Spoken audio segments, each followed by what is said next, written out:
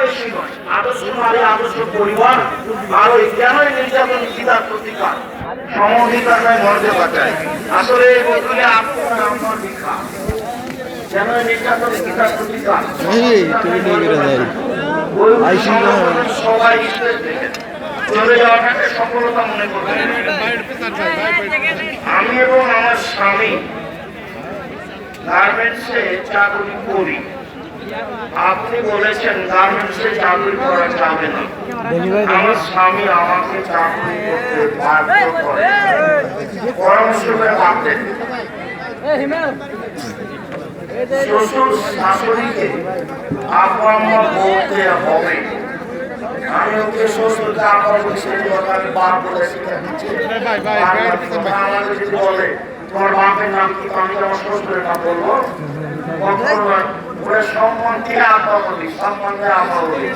যে বলেছে যে আমি আমাকে বুঝতে পারেনি, চেনা বা অচেনা মেয়েকে সালাম দেওয়া যাবে কি? ভালোবাসার খাতিরে দেওয়া যাবে না, ধর্মের খাতিরে দিতে হবে, দেওয়াই সম্মান। জান্নাতে স্ত্রী থাকবে, কিন্তু তারা সেখানে সন্তান জন্ম দিতে পারবে কি না? সন্তান জন্ম দেওয়ার প্রয়োজন হবে না। মুফতি কাজী ইব্রাহিম বলেছেন, স্বামী স্ত্রী একসাথে গোসল করা যাবে কি? যাবে, একসাথে গোসল করবে। সৌন্দর্য বৃদ্ধির জন্য চোখের ভুরু উঠিয়ে ফেলা যাবে কি? এটা হাত কাবিয়া গোনা। ভুরু তুলে ফেলা, দাম ছেড়ে চিকন করা, কাবিয়া গোনা, হারাম, সৃষ্টির পরিবর্তন।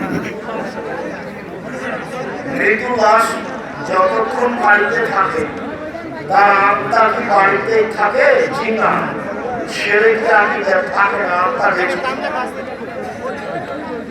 অনেক মানুষ আছে আমাকে প্রশ্ন করে, তুমি যে আহলে হাদিস মানো, তাহলে হাদিস মানে হাদিস মানে কি? হাদিস মানে কি? হাদিস মানে হাদিসের অনুসারী, মানুষের মতের অনুসারী নয়। কোন সময় বলবে না যে আমাদের মাঝাবে এমন আছে, আমাদের এই অবস্থায় কথা বলেছে, এই সময় বলবে না।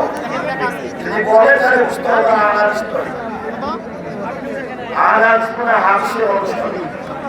আর যারা বলে যে আমাদের মাঝাবে আছে, তারা বলতে হবে মাঝাব মানে ভিতরে সংকীর্ণতা আছে। নবীর নাম শুনলে কি সংক্ষিপ্ত দরুদ পড়তে হবে? সংক্ষিপ্ত বড় সবসময় সাল্লাল্লাহু আলাইহি ওয়াসাল্লাম বলবেন। অনেক জায়গায় নামাজ পড়ার জন্য বাচ্চাদের সাইকেল সহ অনেক পুরস্কার দেওয়া হয়। সলাতের জন্য, কাজের জন্য, প্রতিটি কাজের জন্য সাইকেল করতে পারে। সরকারের আয় হালাল নাকি সমস্যা করি উকিলও জানে না ঘটনা, জজও জানে না ঘটনা। বাংলায় থেকে একটা লোক আছে, যে ওই অনেকে জানে না যে আমি কেন জেলে। ও যখন 1 নাম্বার আসামি তখনও রং করেছে। কাজে এই পয়সা হালাল খুব কঠিন।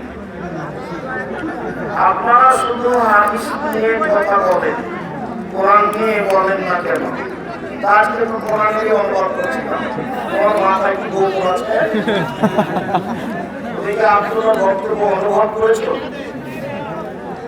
ওই বক্তব্যটা অতীতে যত বক্তব্য আছে রেকর্ডিং করে সব বক্তব্যের সাথে মিলিয়ে দেয়। এদেশে যত আধুনিক আছে, বক্তা আছে, মাঝাবি অমাঝাবি সময় করে অতীতে সব বক্তব্যের সাথে মিলিয়ে দেয়। ইমাম আবু হানিফা নামাজের পর সম্মিলিত মোনাজাত করেছেন। জি না, সম্মিলিত মোনাজাত করতে মোনাজাত করার হাদিসটাতে অনেক, আর এত কাছে নেন কি দরকার? 36টা হাদিস বুখারী মুসলিমে আছে। এই ভাই ব্যক্তিগত একটু সাইড নেন তো, ক্যামেরা এটা একটু সাইড কত রাখা? এই ক্যামেরা লা ভাই, মোবাইল একটু সাইড করেন। একটু আত্রা ওই খালি ক্যামেরা দেন না ভাই। এক রেখাতে হাত তুলেছি। শিক্ষক ক্লাসে আসলে দাঁড়াতে হবে কি জি না, দাঁড়ানো যাবে না। আসসালামু আলাইকুম রহমতুল্লাহ। জনে ভাই বলছেন যে তোমরা যদি হুন্ডা আছে নাম নে কারো জীবিত ইস্তাম্বুলে গেছে আমি দেখতেছি না